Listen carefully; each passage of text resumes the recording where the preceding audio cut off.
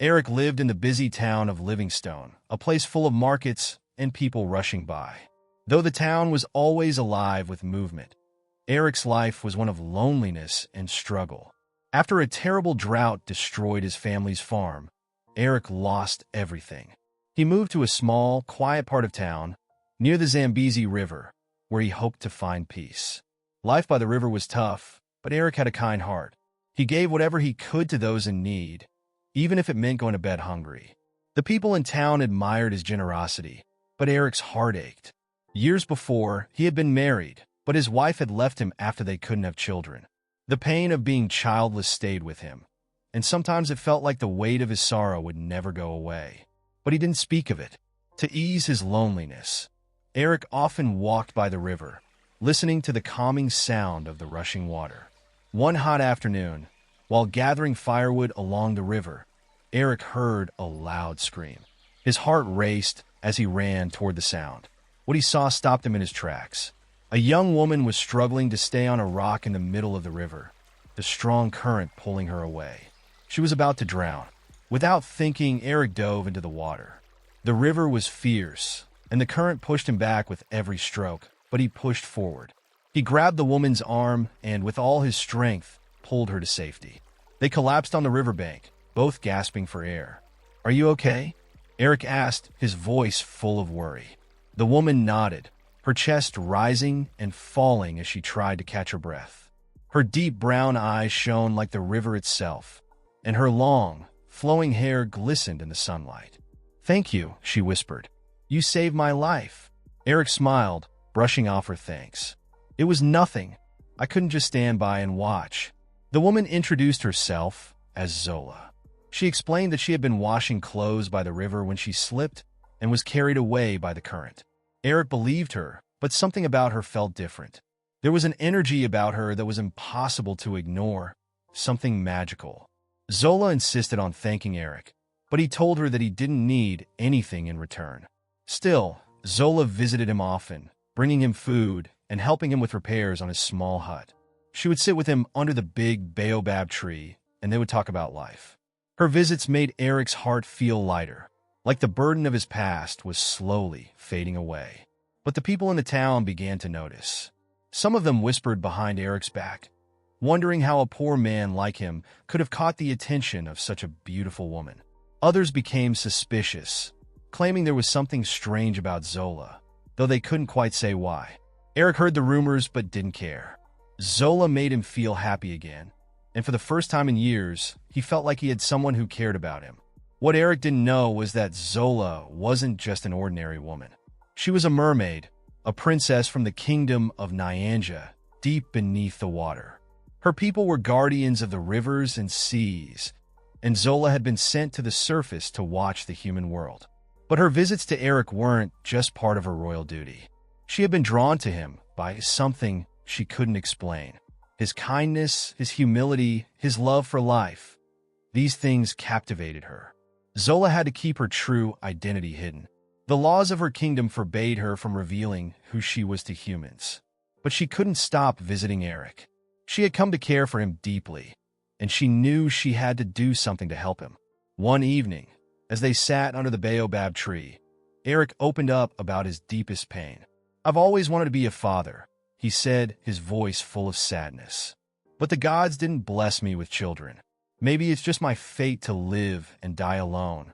Zola's heart ached for him. She reached out and placed a hand on his shoulder. "You're not alone, Eric. And sometimes, fate can change. Blessings come when we least expect them." Her words seemed to carry a deep meaning, though Eric didn't understand. Zola had made a decision that would change both of their lives forever. That night, under the light of a full moon, Zola went to the river and performed an ancient ritual. She called on the spirits of the water to grant Eric the one thing he longed for, a family. The spirits agreed, moved by the goodness in Eric's heart and Zola's pure intentions. A few weeks later, Eric's life took an unexpected turn. He met a kind widow named Nality, and the two quickly grew close. It wasn't long before Nality discovered she was pregnant, not with one child, but with twins. When the babies were born, they amazed everyone. They were different. The twins had a special gift, an uncanny ability to sense emotions and a deep connection to water. The villagers marveled at the children, but Eric could only smile with pride and wonder. Though Eric was happy, he couldn't stop thinking about Zola. She had disappeared after the ritual, and he hadn't heard from her since. One day, while fishing by the river, Eric spotted a figure in the water. His heart skipped a beat. It was Zola, but something was different. Her lower body was no longer human. It shimmered like fish scales, a beautiful mermaid's tail. Eric stumbled back, his heart racing. Zola swam toward him, her eyes calm, but filled with sorrow. "Yes, Eric, I'm a mermaid. I come from the kingdom of Nyanja. I didn't tell you because I was afraid you wouldn't accept me." For a long moment, Eric was silent. The truth hit him like a wave, and he struggled to take it all in. But as he looked into Zola's eyes, he saw the same woman who had saved him, the same woman who had filled his life with joy. "You saved me from a life of loneliness," he said finally. "How could I not accept you?" Zola smiled, but there was sadness in her eyes. She couldn't stay on land for long, but she promised to visit whenever she could.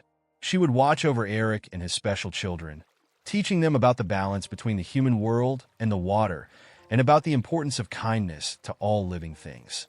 But peace was hard to hold on to. Rumors of a mermaid living near the Zambezi River began to spread.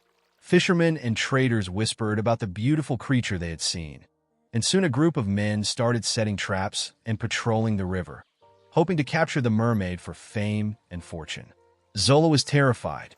She feared for her safety and for the safety of her children. She told Eric what was happening, and he promised to protect her secret. Together, they came up with clever plans to keep the hunters away, tricking them and leading them in the wrong direction. The twins' powers grew stronger. They could control the currents in the river and even communicate with the animals around them. Zola knew that they had a responsibility to use their gifts wisely, so she taught them to keep their abilities hidden and to never use them for selfish reasons. Then one night, a terrible storm hit Livingstone. The Zambezi River swelled, flooding the town. The hunters' traps were destroyed in the flood, and Eric and the twins worked hard to help the townspeople clean up. Zola made sure the river returned to its natural state, guiding the water back into its banks. It felt like the spirits of the river were protecting her, sending the storm as a warning to those who sought to harm her. The hunters gave up, convinced that the mermaid was a bad omen. The rumors faded, and peace returned to the river. Zola could visit Eric again, free from fear. Eric's life, once full of sorrow, had become a story of hope, love, and kindness. The people of Livingstone, who once looked down on him, now saw him as a wise and strong man. His children, with their gifts, became known as the children of the river, and Eric's family grew stronger with every passing year. And so, Eric lived the rest of his days surrounded by love. His story, and the story of the mermaid who had blessed his life, lived on through his children, who carried the lessons of kindness and respect for the water with them wherever they went.